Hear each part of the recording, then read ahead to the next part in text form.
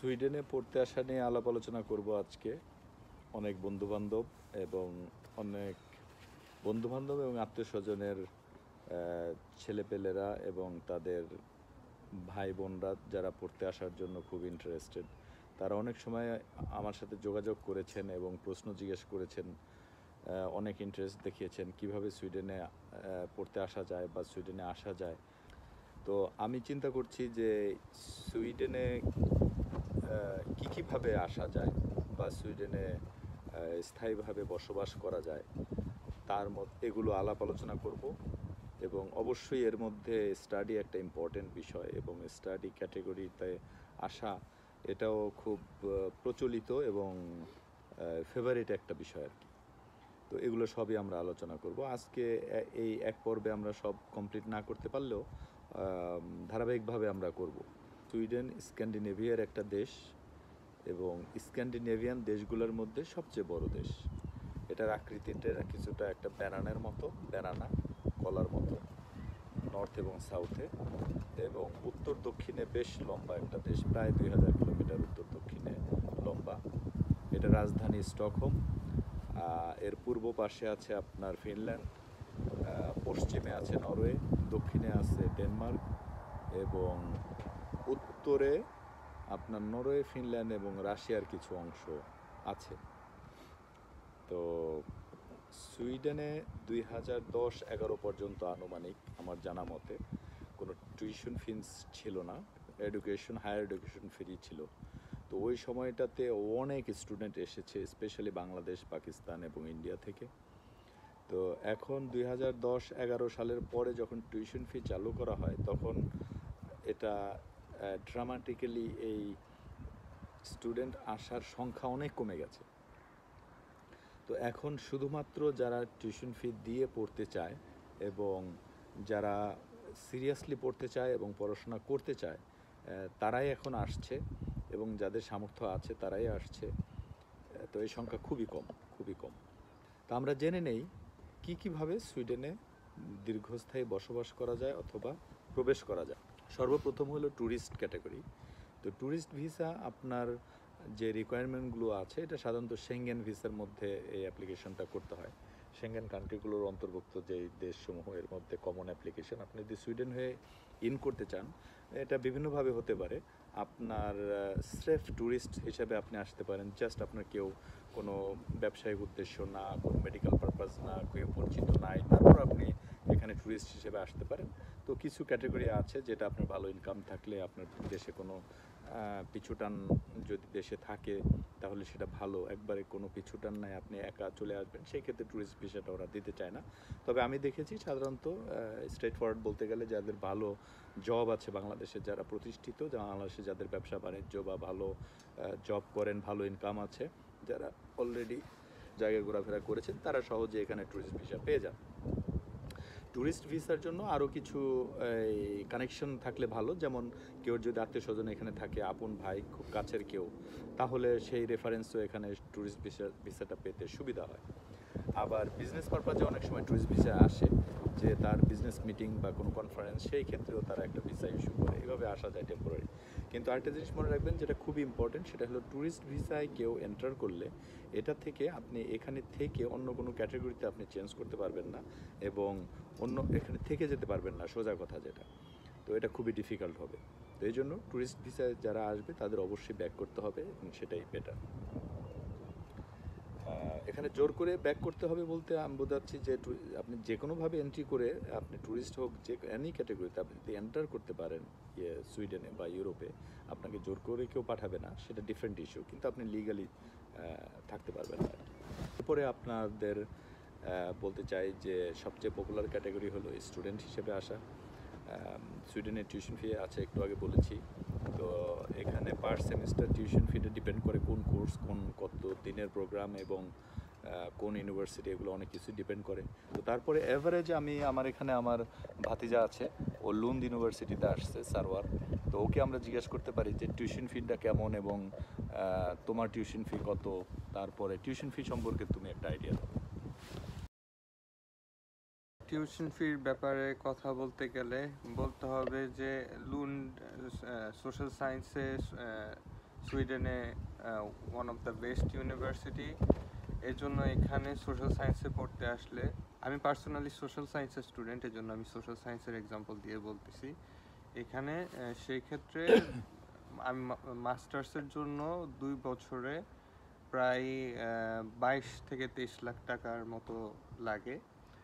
এছাড়াও স্কলারশিপের ব্যবস্থা আছে, সুইডেন গভর্নমেন্ট থেকেও স্কলারশিপ দেয়। এছাড়া ইরাসমাস আছে বা আরও ইউরোপিয়ান অনেক স্কলারশিপ আছে, এর থ্রু আসতে পারেন। আর এখানে সোশ্যাল সায়েন্সে বা অন্য যে কোনো সাবজেক্টেই পড়তে আসলে এখানে একটা অপশন আছে ইন্টার্নশিপ করার। এটা কোর্সের মধ্যে ইনক্লুডেড হবে। এটা হয়তো ফুল 1 সেমিস্টার করা যায় বা হাফ সেমিস্টার করা যায়। এখানে এটা একটা সুবিধা, আপনি নেটওয়ার্কিং করতে আপনারা সবাই নেটওয়ার্কিং করতে পারবেন। আর ভালো একটা রেফারেন্স লেটার নিতে পারলে এখানে থেকে যাওয়ার ব্যাপারে সেই ক্ষেত্রে এটা একটা সুবিধা।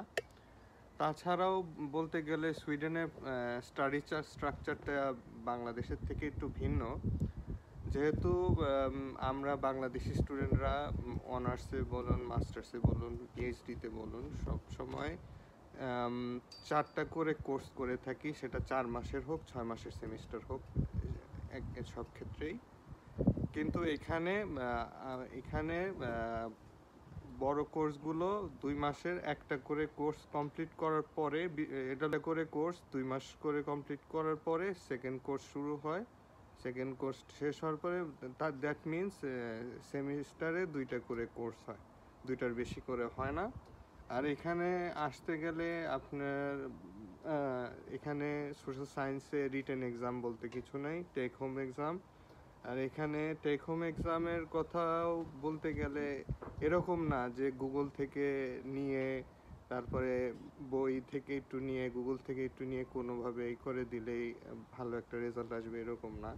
এখানে স্টাডি করতে গেলে আপনার লিটারেচার অনেক পড়তে হয়, কারণ এখানে ওরা প্লেজারিজমটা খুব ভালোভাবে চেক করে।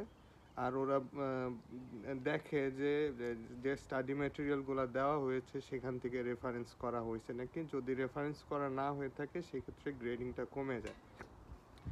আর এখানে লুন্ডের ক্ষেত্রে গ্রেডিং সিস্টেম অনেক ধরনের আছে, যেমন ধরেন সায়েন্সে আর হলো কমার্সের ক্ষেত্রে জিপিএ সিস্টেম, গ্রেডিং সিস্টেম। আর সোশ্যাল সায়েন্সের ক্ষেত্রে একটু ভিন্ন। এটা এই গ্রেডিং সিস্টেমটা আমি সঠিকভাবে বলতে পারতেছি না, সুইডিশ নামটা আমার খেয়াল আসতেছে না। কিন্তু এখানে ABCDE পর্যন্ত গ্রেড। ই হলে কোনো মানে বেসিকলি জাস্ট পাস করা। আর সি পাওয়া মানে এখানে ধরেন বাংলাদেশের ক্ষেত্রে বি পাওয়ার মতো। এখানে সুইডেনে পড়াশোনার পাশাপাশি পার্ট টাইম জবের ক্ষেত্রে অনেক সুযোগ সুবিধা আছে। তবে আপনি ওরা বলে দিছে 40 আওয়ার্স পার উইক স্টাডি রাখতে হবে। এরপরে আস্তে ধীরে পার্ট টাইম জব বলুন, বা আপনি যদি ইউরোপে আসছেন, ইউরোপে ঘোরাঘুরির ব্যাপারেও কথা বলা হয়। ঘোরাঘুরি করার ক্ষেত্রেও কোনো অসুবিধা নেই। কিন্তু এইখানে আপনি স্টাডি পারমিটটা দেওয়া হয় 13 মান্থস করে। এরপরে আপনাকে আবার এক্সটেনশন নিতে হবে যদি আপনি 2 বছরের জন্য আসেন। যদি ব্যাচেলার্সের জন্য আসেন তাহলে হয়তো আপনার 3 বারের মতো এক্সটেনশন নিতে হবে। প্রসিডিওর সব ক্ষেত্রেই same. Visa first time application করার ক্ষেত্রে যেভাবে, এক্সটেনশন নেওয়ার ক্ষেত্রেও সেম ডকুমেন্টসগুলোই দেখাইতে হয়। আপনার একাডেমিক ডকুমেন্টসগুলো ফার্স্ট টাইমের পরে আর দেখাইতে হয় না, শুধু আপনি কোর্স কতটুকু কমপ্লিট করেছেন আর ব্যাংকে কিছু ফান্ড দেখাইতে হয় যে আগত বছরের খরচ আমি বেয়ার করতে পারবো। ওকে, পাতিজার কাছ থেকে আমরা বেশ অনেক কিছু তথ্য পেলাম। তো আমি খুব তাড়াতাড়ি এগুলো আবার স্টেপ বাই স্টেপ আরও ভালোভাবে আলাপ আলোচনা করব। এই যে পয়েন্টগুলো আমরা বুঝতে পারলাম বা শুনতে পেলাম সেটা হলো যে টিউশন ফি এটা ডিপেন্ড করে কোর্সের উপর, এবং এবং প্রোগ্রামের লেন্থ, কোন ইউনিভার্সিটি, এগুলো সব মিলে আর কি। তবে এই বছরে প্রায় 10 থেকে 12 লাখ টাকা অ্যাপ্রক্সিমেটলি একটা আনুমানিক ধরা যায়। জি। আচ্ছা, তাহলে 10 থেকে 12 লাখ টাকার টিউশন ফি প্লাস আপনার বছরে বাংলাদেশি টাকায় মিনিমাম মিনিমাম 5 লাখ টাকা লাগবে থাকতে খাইতে একবারে সর্বনিম্ন। হ্যাঁ, সর্বনিম্ন 5 থেকে 6 লাখ লাগবে। এমনি ইউনিভার্সিটি ডিপেন্ড করে, বা লোকেশন হ্যাঁ ডিপেন্ড করে। লোকেশন ডিপেন্ড করে। 2 বছরে টিউশন ফি 14 থেকে 15 লাখেরও আছে। আছে হ্যাঁ কোর্স আছে, কোর্সের উপরে কোর্স অনুযায়ী। যদি সোশ্যাল সায়েন্সে আসা হয় তাহলে লোকেশন অনুযায়ী, ইউনিভার্সিটির র্যাঙ্কিং অনুযায়ী 14 থেকে 15 লাখের ভিতরেও ইউনিভার্সিটি আছে। যেমন গোথেনবুর্গ ইউনিভার্সিটিতে অ্যারাউন্ড 16 লাখ টিউশন ফিতে 2 বছর মাস্টার্স কমপ্লিট করা যায় সোশ্যাল সায়েন্সে। আর্টসে আর একটু বেশি, আর্টসে ওই 18-20-এর মধ্যে হয়ে যায়। টিউশন ফি কত এটা আমরা কোর্স প্রোগ্রামে এবং ইন্টারনেটের সাইটে গেলে দেখতে পাচ্ছি, সো এটা নিয়ে কোনো সমস্যা নাই। তো তারপরেও জাস্ট একটা ধারণার জন্য আমরা আলাপ করলাম যে বছরে 10 থেকে 12, তো অ্যাপ্রক্সিমেট। তো 2 বছরে অনেক অনেক ইউনিভার্সিটি যেগুলো অনেক গ্রামের মধ্যে অথবা অনেক দূরে অথবা ছোট ইউনিভার্সিটি অথবা কোর্স খুব ইজি কোর্স, ওরা হয়তো 2 বছরে ভাতিজা যেটা বললো 2 বছরে এই 14-15 লাখ টাকার মধ্যেও হয়ে যেতে পারে। আর টিউশন ফির ব্যাপারটা, এই ব্যাপারে আপনার এজেন্সিতে যাওয়া বা ইন্টারনেটে ওইভাবে ঘাটাঘাটি করারও কোনো ঝামেলা নেই সুইডেনের ক্ষেত্রে।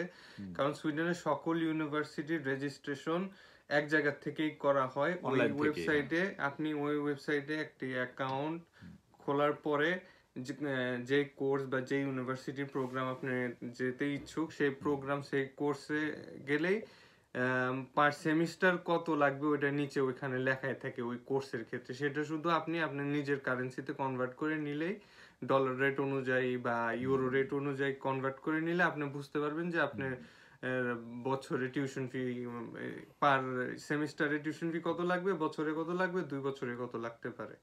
রাইট রাইট থাকতে পারে অন্যান্য দেশে যে ইউনিভার্সিটির যে টিউশন ফিটা ওরা বলে এটার সাথে ডিসকাউন্ট থাকে বা এজেন্টদের ডিসকাউন্ট থাকে, অনেক কিছু থাকতে পারে, কিন্তু সুইডেনের ক্ষেত্রে এ ধরনের কিছু নাই।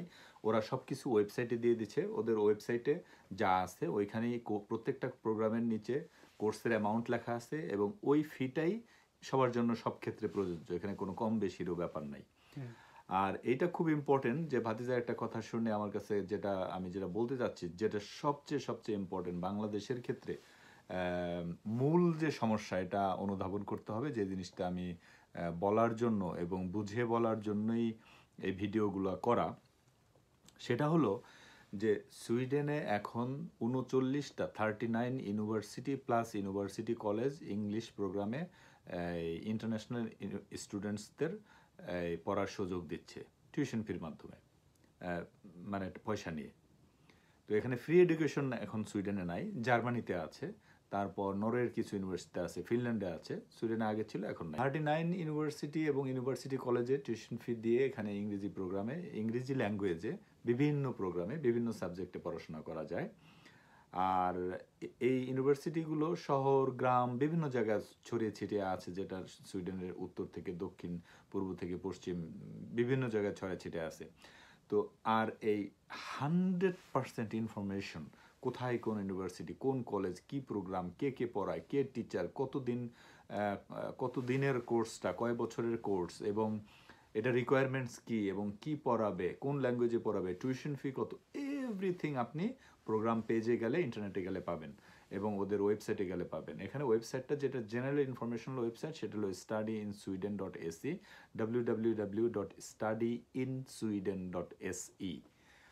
এটা হলো জেনারেল ইনফরমেশন। আর অ্যাডমিশনের জন্য আপনি যদি প্রোগ্রাম চুজ করতে যান, কোন প্রোগ্রামটা আপনি নেবেন, কোন ইউনিভার্সিটিতে নেবেন, এখানে আপনার ড্রপ ডাউন মেনুর মাধ্যমে অপশন করা আছে যে আপনি ইউনিভার্সিটি সিলেক্ট করবেন, লিস্ট করা আছে, আপনি লিস্টে ক্লিক করবেন, করলে ওই ইউনিভার্সিটির কী কী প্রোগ্রাম আছে লিস্টে এসে যাবে এবং ওই প্রোগ্রামটা কত খরচ, কবে থেকে শুরু, এটাও সব ডিটেলস এসে যাচ্ছে।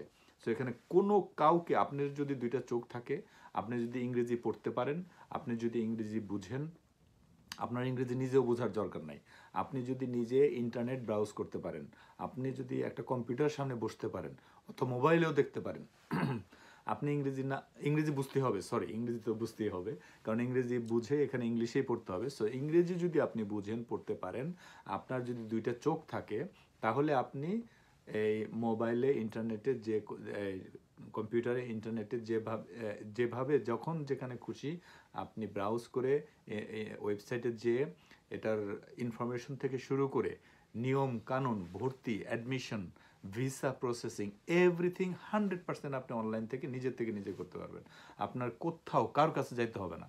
আপনি যদি কেউর জন্য কোথাও যান বা চিন্তা করেন কোনো কোথাও যাইতে হবে, তাহলে ভাবতে হবে যে আপনি পঙ্গু, আপনি কিছুই জানেন না, আপনার দ্বারা কিচ্ছু হবে না। সো আপনার এক পয়সাও কোথাও খরচ করার দরকার নাই। ইন্টারনেট এভরিথিং ইন্টারনেটে আছে। এখানে আপনি ইউজার অ্যাকাউন্ট ক্রিয়েট করে নিজেই আপনি অ্যাপ্লাই করতে পারেন, প্রোগ্রাম চুজ করতে পারেন এবং কোথায় কিভাবে কোথায় কি করতে হবে ডিটেলস আছে। তারপরও আমাদের ভিডিও লিঙ্কে আপনারা যদি কোনো কমেন্টস করেন, আমরা অবশ্যই চেষ্টা করব, আমি এবং আমার ভাতিজা আমরা চেষ্টা করব আপনাদের প্রশ্নের উত্তর দিতে। এতে কোনো প্রকার কোনো সমস্যা নেই। আমি সুইডেনে 20 বছর থাকি। আমি ওই স্টুডেন্ট হিসেবে লুলিও ইউনিভার্সিটিতে এসেছিলাম, নর্দার্ন ইউনিভার্সিটি। আমার মনে হয় বিশ্বের সর্বোত্তরের ইউনিভার্সিটি, এরকম সামথিং লাইক দ্যাট। এনিওয়ে, সেটা 2003 সালে আমি এসেছিলাম। তো আমার ভাতিজা এসেছে লাস্ট ইয়ারে 2023-এ। সো ও এখন লুন্ড ইউনিভার্সিটিতে পড়াশোনা করতেছে। সো ওর এখন অ্যাকুরেট ইনফরমেশনগুলো, লেটেস্ট আপডেট ইনফরমেশনগুলো ওর কাছে আছে। এজন্য আমি ওকে আমাদের কনভারসেশনে আমরা একসাথে ভিডিওটা তৈরি করছি। আর আমিও দীর্ঘদিন আমার সাথে এবং আমার এই দেশি বিদেশি সকল ছাত্রদের এবং ইন্টারন্যাশনাল স্টুডেন্টদের সাথে আমার একটা খুব ভালো যোগাযোগ ছিল, এখনও আছে। এবং আমি সবাইকে যতটুকু পেরেছি সাহায্য করেছি, ইনফরমেশন দিয়ে, ফর্ম ফিল আপে হেল্প করে। আমার বাস্তব অভিজ্ঞতা থেকে বলছি, যারা আমার আত্মীয় স্বজন যারা এই বর্ণনার সাথে যারা জড়িত, তারা যদি আমার এই কথাগুলো শুনেন, প্লিজ দয়া করে মাইন্ড করবেন না, কারণ এটা ফ্যাক্ট যেটা আপনাদেরও শেখার দরকার আছে। আমার অনেক আত্মীয় স্বজন, বন্ধু বান্ধব অথবা পরিচিত যারা যারা আমার সাথে যোগাযোগ করতেছে এবং অনেক দিন ধরে যোগাযোগ করতেছে। একজন আছে প্রায় 3 বছর ধরে আমাকে ফোন দিচ্ছে এবং মাঝে মাঝে ফোন দিয়ে যোগাযোগ করছে। তার ছেলে সুইডেনে আসতে চায়, তার ছেলে একজন স্টুডেন্ট। আমি তাকে বলছি যে দেখেন, আপনি মুরব্বী মানুষ, আপনার কষ্ট করে এত যোগাযোগ করার দরকার নেই। আপনার ছেলে স্টুডেন্ট, ইন্টারমিডিয়েট পাস করছে, ইউনিভার্সিটিতে পড়ে, সে স্মার্ট এনাফ, তাকে বলেন আমার সাথে যোগাযোগ করতে। বিলিভ মি অর নট, ভদ্রলোক 3 বছর ধরে এখনো আমার জন্য ওয়েট করতেছে, আমি কিছু একটা করব তার ছেলের জন্য। কিন্তু দুঃখের বিষয় এখানে আমার বা কেউর কিচ্ছু করার নেই। মানে আমি যে মুখে যে ইনফরমেশনটা দিচ্ছি, এইটুক ছাড়া আর কিচ্ছু করার নাই, সব নিজের করতে হবে। অথবা আপনি যদি কোনো এজেন্ট থাকে বাংলাদেশে, যারা একজনের কাজ, যারা এই ধরনের ডিজেবল আছে, অথবা ডিজেবল বলতে আমি ফিজিক্যাল ডিজেবল বলছি না, মানে এটা আমি মেটাফরিক্যালি বলছি, যে যারা নিজের কাজ নিজে করতে পারে না, এরকম আর কি। যে মনে করেন ইন্টারমিডিয়েট পাস করছে, ইউনিভার্সিটিতে পড়ে, অথচ একটা টেলিফোন করে যোগাযোগ করতে পারে না। হ্যাঁ, সে জানে যে আমি তার আত্মীয় হই, তারপরে সে আমাকে ফোন দেয় না, তার বাপের দিয়ে সে ফোন দেয়। এ ধরনের অথর্ব যারা আছে, তো তাদের জন্য আপনার ওই এজেন্ট আছে যারা লাখ লাখ টাকা নিয়ে বিনা কাজে, জাস্ট একটু ইন্টারনেট ব্রাউজিংয়ের জন্য সে লাখ লাখ টাকা নিয়ে আপনাকে ইনফরমেশন দেবে। তো তাদের কাছে আপনারা যেতে পারেন। তো যাই হোক, আমি আমার ওই আত্মীয় বা পরিচিতকে বলছি, দেখেন আপনার যোগাযোগ, আপনার সাথে আমি সারা জীবন কথা বললেও আপনার ছেলেকে আমি আনতে পারবো না। কারণ যে আসবে, সে যদি, যাকে আমি গাড়িতে উঠাবো, সে যদি গাড়িতে না উঠে, সে যদি সামনে না আসে, আমি কিভাবে আনবো তাকে? তো যাই হোক, সে ছেলে এখনো পর্যন্ত আমার সাথে কোনোদিন যোগাযোগ করে না। আমি একবার রাগারাগি করে ওর বাপরে এরকম খোঁচা টোচা দিয়ে তারপরে বলছি যে আপনার ছেলে থাকলে দেন, আমি বলে দিই এই করতে হবে। তো আমি তাকে বলে দিছি যে এই 2টা ওয়েবসাইট তুমি ব্রাউজ করে তুমি যাও, কোনো কিছু লাগলে না বুঝলে আমাকে জানাও। এ পর্যন্ত কোনোদিন যোগাযোগ করে নাই। গেল একজন। আরেকজন আমার আব্বার, সে আমার আব্বার সাথে তার খুব ভালো সম্পর্ক, কারণ আমার আব্বা যখন মসজিদে নামাজ পড়তে যায় অথবা উপজেলায় কিছু কাজের জন্য যায়, তখন ওই ভদ্রলোকের সাথে তার পরিচয়, দেখা এবং যোগাযোগ, দীর্ঘদিন যাবৎ তারা একে অপরের পরিচিত। তো এই ছেলেটা, সে সমাজ কল্যাণ বা সামথিং এরকম, বা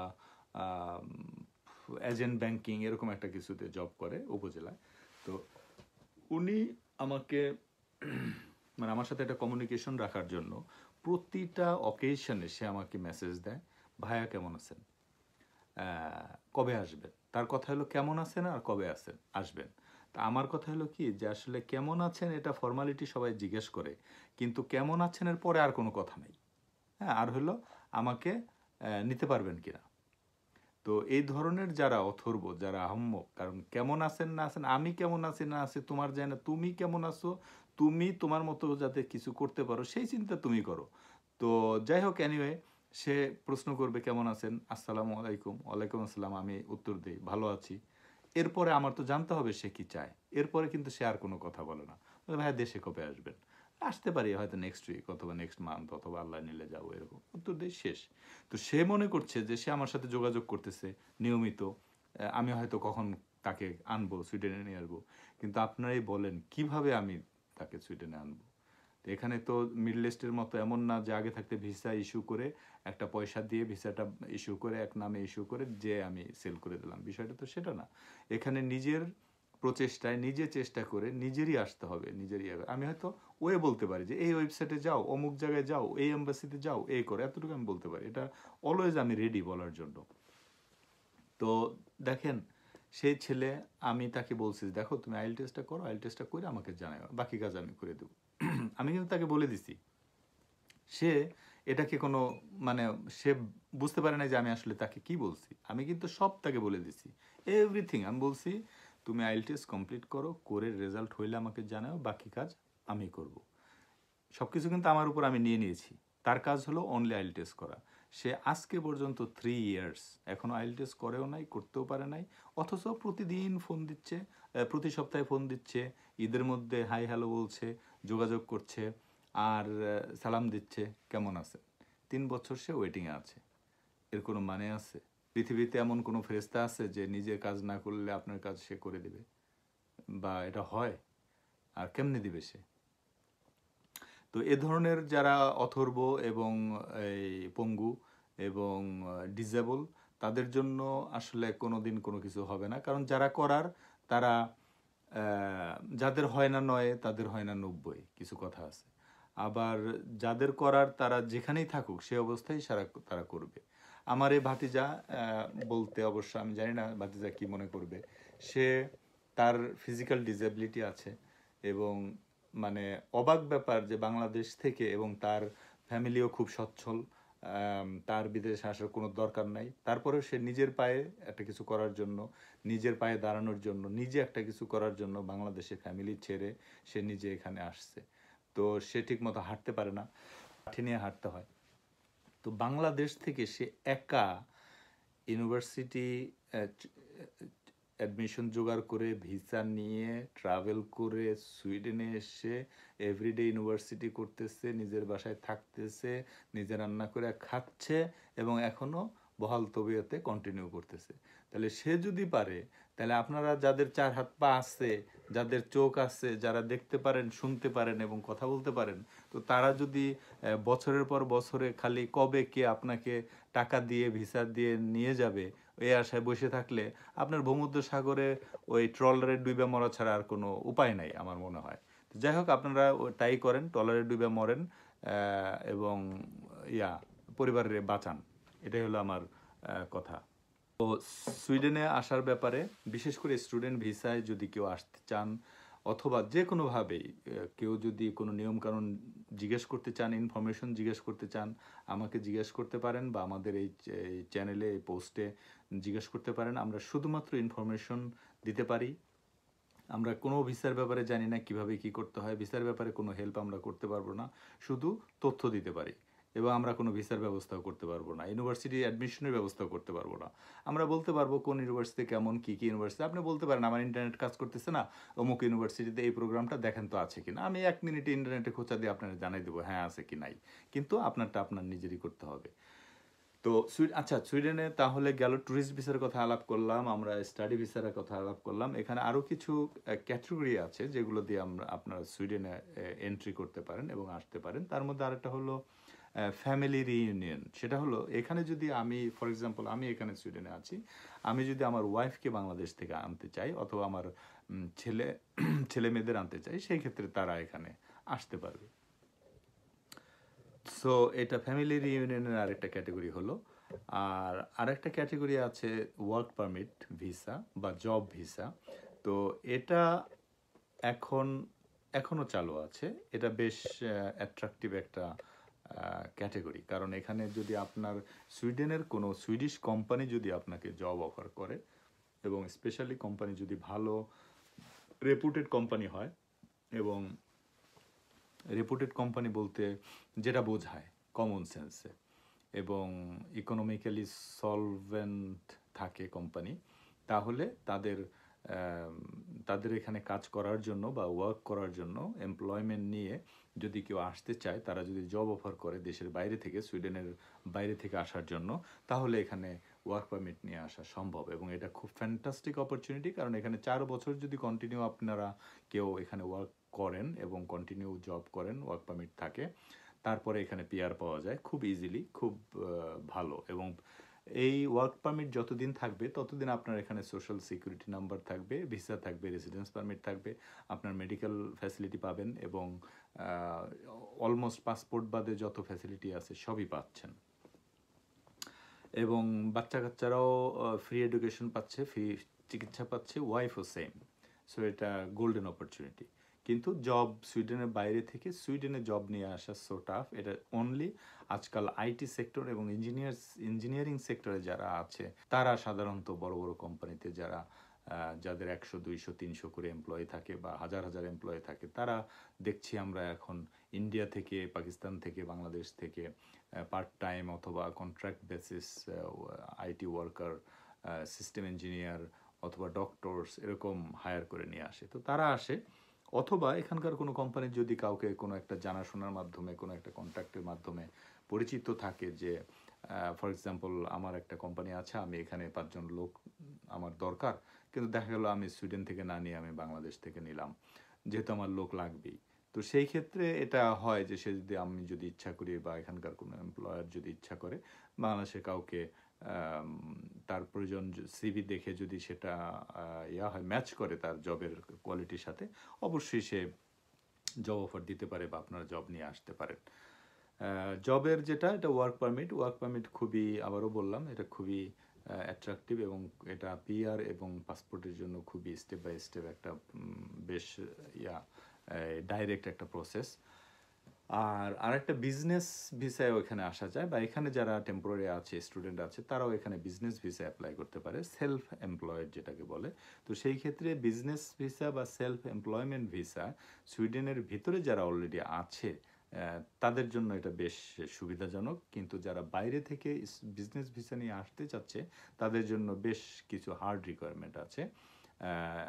সো এইটা একটু চিন্তা ভাবনার বিষয়। তো এগুলো সবই সুইডিশ ওয়েবসাইটে আছে, migrationsverket.se, migrationsverket.se, migrationsverket.se, এখানে আপনার সব ইনফরমেশন পাবেন। সো আবার বলছি, ইন্টারনেটে আপনারা সব ইনফরমেশন পাবেন, সব ধরনের মুভমেন্ট, মাইগ্রেশন ইস্যু, কীভাবে সুইডেনে আসা যায়, এভরিথিং দেয়ার। আর স্টাডি সম্পর্কিত ওয়েবসাইটগুলো আমি আবারও বলছি, www.studyInSweden.se, ওয়ান ওয়ার্ড, একটা শব্দের মধ্যে, studyInSweden.se। আর যদি অ্যাডমিশন সংক্রান্ত ডাইরেক্ট অ্যাডমিশন পেজে যেতে চান, তাহলে universityadmissions.se, SE হলো এখানকার .com এর পরিবর্তে SE। So university admissions, English word, universityadmissions.se, এখানে আপনারা সরাসরি অ্যাডমিশন এর ব্যাপারে অ্যাপ্লাই করতে পারবেন। তো সুইডেনে ইমিগ্রেশন, সুইডেনের বিষয়ে যে কোনো তথ্য জানতে আমাদেরকে আপনারা যোগাযোগ করতে পারেন, আমাদেরকে নক করবেন, এবং আমাদের চ্যানেলটা আপনারা দয়া করে সাবস্ক্রাইব করবেন, যাতে আমাদের এই ইনফরমেশন সবার কাছে পৌঁছায়। এবং যারা বাংলাদেশে যে ধরনের বোকা অথর্ব লোকজন আছে, যারা জাস্ট খালি সুইডেনে বা বিদেশে আসার জন্য বছরের পর বছর দিন গুনছেন, নিজে হাতে গ্লাসটা উঠায় পানি খাইতে পারছেন না, সেই ধরনের লোকদের যদি কোনো হেল্প হয়, সেই উদ্দেশ্যে আমরা চাচা ভাতিজা এই ভিডিওটা করলাম। তো সবাইকে শুভেচ্ছা, এবং সবাই ভালো থাকবেন। আসসালামু আলাইকুম। আসসালামু আলাইকুম।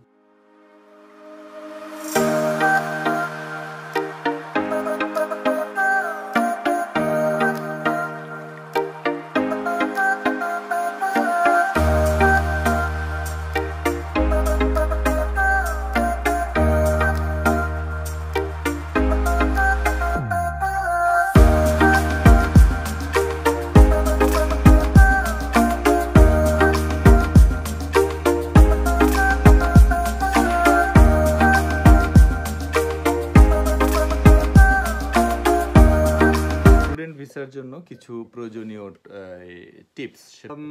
একটি ইম্পর্টেন্ট টিপস এই ক্ষেত্রে হলো যে বাংলাদেশের স্টুডেন্টদের ক্ষেত্রে সেটা যদি আপনি যদি মাস্টার্সের জন্য আসেন সেই ক্ষেত্রে আপনার ইউনিভার্সিটির যে সার্টিফিকেটটা ট্রান্সক্রিপ্ট আর সার্টিফিকেট না দিলেও চলে, কিন্তু দিয়ে দিলে ভালো। ওইটা আপনি ইউনিভার্সিটির হলো এক্সাম কন্ট্রোলারের কাছে যাবেন বা রেজিস্ট্রারের কাছে যাবেন, তার কাছ থেকে অ্যাটাস্টেশন ভেরিফিকেশন করে নিয়ে তারপরে সেটা ইউনিভার্সিটির খামে ঢুকিয়ে ওইখানে আবার বিভিন্ন আবার ওই স্টিকার বা সিল টিল মাইরা সিল দেওয়ার পরে সেটা ওইখানে আপনি নিজের ইনফরমেশন দিবেন না, ভুলেও নিজের ইনফরমেশন দিবেন না। নিজের ইনফরমেশন দিলে এটা আপনার অ্যাডমিশন ক্যান্সেল হয়ে যাবে, অ্যাডমিশন আপনি নিতে পারবেন না। এটা সরাসরি নিয়ম হলো ইউনিভার্সিটি টু ইউনিভার্সিটি। যেহেতু বাংলাদেশে ইউনিভার্সিটি এই ঝামেলা নিতে চায় না, সেই ক্ষেত্রে আপনার এই কাজগুলো করার পরে ওইখানে ইউনিভার্সিটির ইনফরমেশন আপনি খামের উপরে একটা কাগজে প্রিন্ট করে উপরে টেপ দিয়ে লাগিয়ে দিবেন। এরপরে নিচে আপনি আরেকটা পেপারে প্রিন্ট দিবেন, সেটা হলো যে আপনি কোন লোকেশনে পাঠাবেন, কোন ইমেইলে কোথায় আসবে, সুইডেনের কোথায় আসবে। সুইডেনের সবকিছু গভর্নমেন্টের থ্রু প্রসেসিং হয়, তো এটা সুইডেনের এডুকেশন মিনিস্ট্রিতে আসবে। সেই ঠিকানাটা দিয়ে আপনি ডিএচএল এর কাছে গেলে আপনি বললেই হবে যে আমি আশা ইউনিভার্সিটি, ধরেন আমি নিজে আশা ইউনিভার্সিটির স্টুডেন্ট। ধরেন এখানে ডিএচএল এ গেলে যাওয়ার পরে আপনি ইউনিভার্সিটির নাম বললেই হবে যেটা আমি সুইডেনে পাঠাবো, আমি অ্যাডমিশনের জন্য পাঠাচ্ছি। ওদের কাছে সব ঠিকানা দেওয়া আছে, ওরা ডাবল চেক করে পেপারসটা পাঠিয়ে দিবে। পেপারসটা 1 থেকে 2 সপ্তাহের মধ্যে যদি কোনো প্রবলেম না হয়ে থাকে, সেক্ষেত্রে অ্যাপ্লিকেশনের যেই মেনুতে আপনি ডকুমেন্টস আপলোড করবেন সেখানে নিচে একটা প্রম্পট আসবে যে আপনার ডকুমেন্টসগুলো সাকসেসফুলি আমরা রিসিভ করছি। আর যদি কোনো প্রবলেম হয়ে থাকে সেক্ষেত্রে আপনাকে ওরা ফার্দার মেল করবে যে আপনার এই ডকুমেন্টসের প্রবলেম হয়েছে, এই ডকুমেন্টসগুলো আবার পাঠান। আর এটা আপনি যদি ব্যাচেলার্স করতে আসেন সেক্ষেত্রে হাই স্কুলের সার্টিফিকেটটি আপনি বাংলাদেশে এডুকেশন মিনিস্ট্রির কাছ থেকে অ্যাটাস্টেশন ভেরিফিকেশন করে তারপর ফরেন মিনিস্ট্রিতে যে অ্যাটাস্টেশন ভেরিফিকেশন করে সেম প্রসেসে আপনার এটা সুইডেনে পাঠাইতে হবে। এটা বাংলাদেশি স্টুডেন্টদের জন্য এইটা একটা ম্যান্ডেটরি প্রসেস। এটা হয়তো ভবিষ্যতে চেঞ্জ হইতে পারে, যদি স্ট্রিমলাইন ওরা করে সেক্ষেত্রে চেঞ্জ হবে, আর যদি না করে থাকে সেক্ষেত্রে চেঞ্জ হবে না। এই ইনফরমেশনটা আপনি universityadmissions.ecu-তে যখন ডকুমেন্টস কিভাবে আপলোড করতে হয়, কি চাইছে না চাইছে, সেই ক্ষেত্রে ওইখানেও বলে দেওয়া আছে। ওইখানে কান্ট্রি স্পেসিফিক রুলস ওদের বলে দেওয়া আছে। ওইখানে বাংলাদেশ সিলেক্ট করলে বাংলাদেশের কান্ট্রি স্পেসিফিক সব রুলস ওইখানে শো করবে, কিভাবে ডকুমেন্টস আপলোড করতে হবে, কি ডকুমেন্টস পার্সোনালি আপনার প্রিন্ট কপি পাঠাইতে হবে। আবার এই ডকুমেন্টসগুলো কিন্তু আপনার আবার পিডিএফ কপিও আবার আপলোড করতে হবে। আপনি মনে করেন না যে যেহেতু ফিজিক্যাল কপি পাঠিয়েছি সেটা হতে হয়ে যাবে। এই ফিজিক্যাল কপিটা হলো এডুকেশন বোর্ডের জন্য, এটা ইউনিভার্সিটির জন্য না। ইউনিভার্সিটির জন্য আপনার পিডিএফ কপিটা আবার আপনার আপলোড করতেই হবে।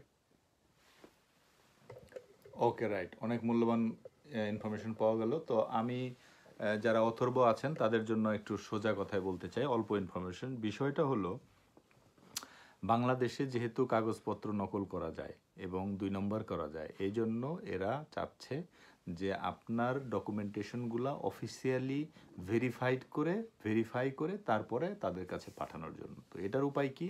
সেটা হলো যেহেতু এখানে অনলাইনে ভেরিফিকেশনের কোনো বা ডাউনলোডের কোনো সিস্টেম নাই বাংলাদেশের সাথে সরাসরি, সেহেতু তারা চাচ্ছে যে আপনি যদি কোনো ইউনিভার্সিটি থেকে পড়াশোনা করে থাকেন, ওই ইউনিভার্সিটি কর্তৃপক্ষ সুইডেনে ডকুমেন্টেশনগুলো তাদের পক্ষ থেকে তারা সিলগালা করে খামের মধ্যে ঢুকায় তারপরে তারা এখানে সরাসরি পাঠাবে। কোন অ্যাড্রেসে পাঠাইতে হবে এটা আপনার ওয়েবসাইটে দেওয়া আছে, বা আপনি যখন ইউজার ক্রিয়েট করবেন ওইটার মধ্যেই পাবেন।